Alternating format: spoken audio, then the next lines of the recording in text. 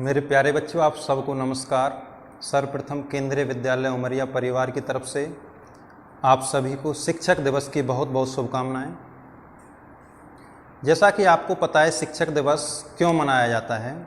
हमारे भारत देश के प्रथम उपराष्ट्रपति व दूसरे राष्ट्रपति डॉक्टर सर्वपल्ली राधाकृष्णन के जन्म दिवस को हम शिक्षक दिवस के रूप में मनाते हैं।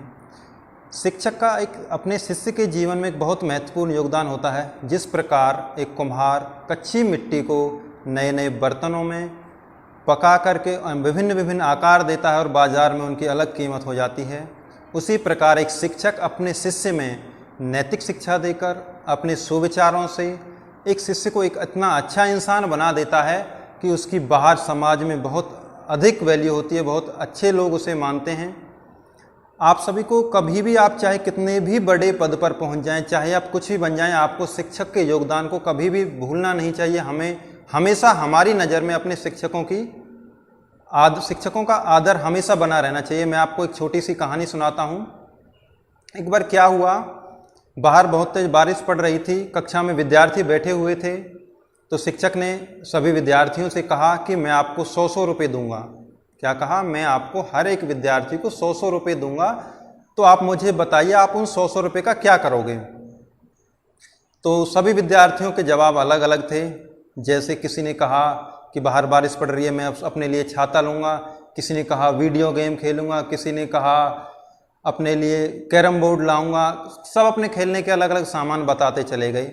लेकिन उसी बीच एक विद्यार्थी ने कहा, सर मैं अपनी माँ के लिए चश्मा लेके आऊँगा। उसका जवाब सबसे अलग था।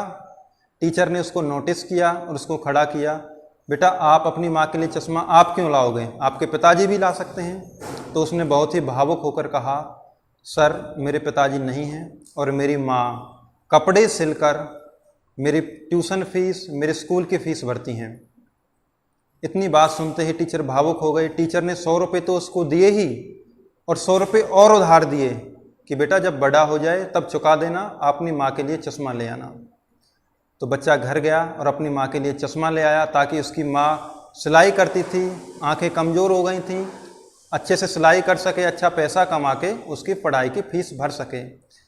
फिर बहुत दिन बीत गए, बहुत दिन क्या वर्षों बीत गए। वो टीचर भी वृद्धावस्था में पहुँच गया था, थोड़ा बूढ़ा हो गया था।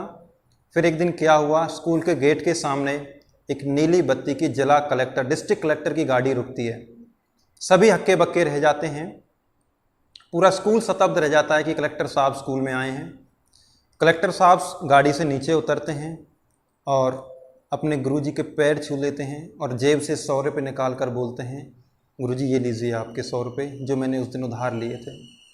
इतना सुनते ही गुरुजी की आंखों में आंसू आ जाते हैं और गुरुजी कलेक्टर साहब को गले लगा लेते हैं। वो कलेक्टर साहब कोई और नहीं थे, वो वही बच्चा था जिसने उस दिन 100 रुपये उधार लेकर अपनी माँ के लिए चश्मा बनवाया था।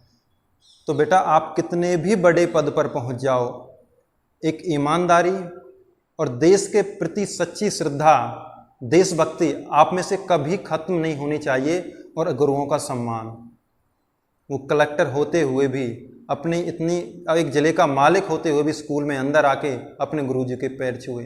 तो बेटा मैं आपसे यही कहना चाहूँगा, आप हमेशा अपने गुरुओं का आदर करें, सम्मान करें और कितने भी बड़े पद पर पहुंच जाएं, सभी गुरुओं के आशीर्वाद से आज हम हैं, हम टीचर हैं, हम भी अपने गुरुओं के आशीर्वाद से हैं। कोई IAS है, IPS है, सभी किसी ना किसी से कुछ ना कुछ सीख कर ही बने हुए हैं और जिससे वो सीखे हैं वो उनके शिक्षक ही थे, उनके गुरु ही थे। तो बेटा कभी भी आप जहाँ भी जाएँ अपने गुरुओं को कभी नहीं भूलना, हमेशा अपनी नज़रों में, अपने मन में उनके लिए आदर भाव बनाए रखना। तो प्यारे बच्चों, इतना ही कहते हुए आप सबको एक बार फिर शिक्षक दिवस की बहुत बहुत शुभकामनाएं। धन्यवाद।